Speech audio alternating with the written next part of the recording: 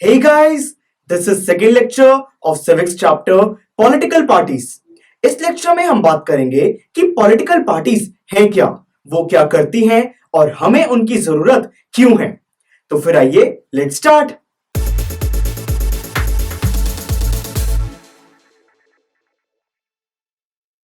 Focus, जब कुछ लोग एक ग्रुप फॉर्म करते हैं, इलेक्शंस में पार्ट लेते हैं और गवर्नमेंट में पावर को होल्ड करते हैं, तो उस ग्रुप को हम पॉलिटिकल पार्टी कहते हैं।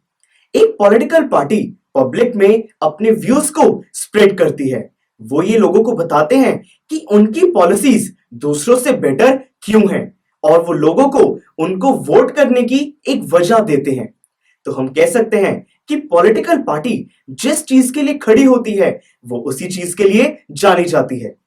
गाइस, एक पॉलिटिकल पार्टी के 3 कंपोनेंट्स होते हैं। क्या आप बता सकते हैं वो क्या हैं? यस सर, वो कंपोनेंट्स हैं लीडर्स, एक्टिव मेंबर्स और फॉलोअर्स। करेक्ट। अब बात करते हैं पॉलिटिकल पार्टीज के फंक्शंस के बारे में। पॉलिटिकल पार्टी का सबसे पहला फंक्शन है इलेक्शंस में पार्ट लेना। गाइस, कोई भी पॉलिटिकल पार्टी चाहती है कि वो गवर्नमेंट में पावर को होल्ड करे, जिसके लिए वो इलेक्शंस में पार्ट लेते हैं। वो ऐसा करते हैं अपना एक कैंडिडेट चूज करके जो फर्दर लीडर बनेगा। कुछ कंट्रीज में तो सपोर्टर्स और मेंबर्स कैंडिडेट को चूज करते हैं, पर कुछ कंट्रीज में उस पर्टिकुलर पार्टी के टॉप लीडर्स कैंडिडेट को चूज करते हैं। सेकेंड फंक्शन है फॉर्मिंग प्रोग्राम्स एंड पॉलिसीज। किसी भी कंट्री में डोमेस्टिक या इंटरनेशनल लेवल पर सोशल, इकोनॉमिक और पॉलिटिकल इश्यूज होते हैं। उनको सॉल्व करने के लिए डिफरेंट डिफरेंट पॉलिटिकल पार्टीज अपनी पॉलिसीज और प्रोग्राम्स फॉर्म करती है। Teacher, I have a doubt. Election से पहले पॉलिटिकल पार्टीज इतने सारे पोस्टर्स, पैम्फलेट्स और बुकलेट्स डिस्ट्रीब्यूट क्यों करते हैं? यही पॉलिटिकल पार्टीज का थर्ड फंक्शन है, मोल्डिंग पब्लिक ओपिनियन। गाइस, ये सब डिस्ट्रीब्यूट करके जो पॉलिटिकल पार्टीज हैं वो लोगों को अपने आइडियाज के बारे में एजुकेट करती हैं, इन्फ्लुएंस करती हैं और उनके ओपिनियन को चेंज करती हैं। फोर्थ पॉलिटिकल पार्टीज का फंक्शन है गवर्नमेंट फॉर्म करना और रन करना।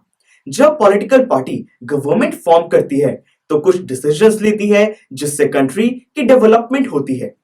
फिफ्थ फंक्शन है लॉज बनाना। लेजिस्लेचर में डिबेट्स होती हैं, डिस्कशंस होती हैं, जिससे कि एक डिसीजन लिया जाता है, कुछ नए लॉज बनाए जाते हैं पब्लिक वेलफेयर के लिए। सर, अगर कोई पॉलिटिकल पार्टी इलेक्शंस में नहीं जीत पाई तो वो क्या करते हैं? Good question. यही पॉलिटिकल पार्टीज का सिक्स्थ फंक्शन है।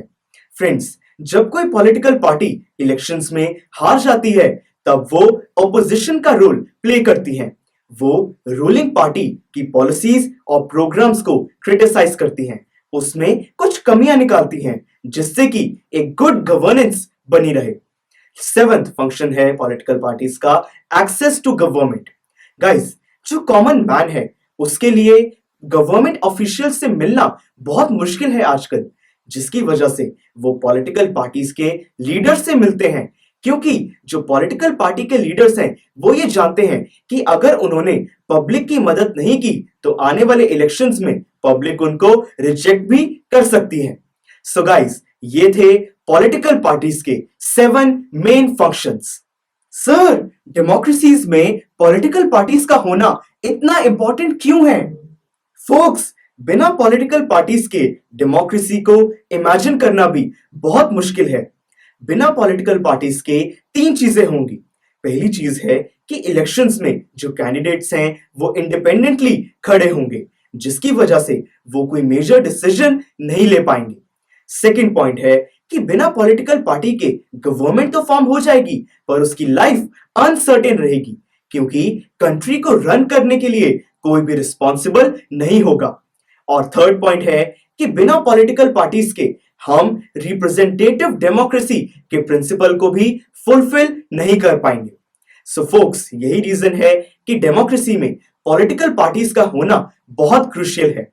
This was all about this lecture. Next lecture में हम बात करेंगे कि एक डेमोक्रेसी में कितनी पॉलिटिकल पार्टीज होनी चाहिए। Folks, click here to go to the next lecture of this chapter. Click here to go to the playlist of this subject. Click on the circle to subscribe so that you can get updates every time we upload a video. Thank you for watching and see you in the next lecture.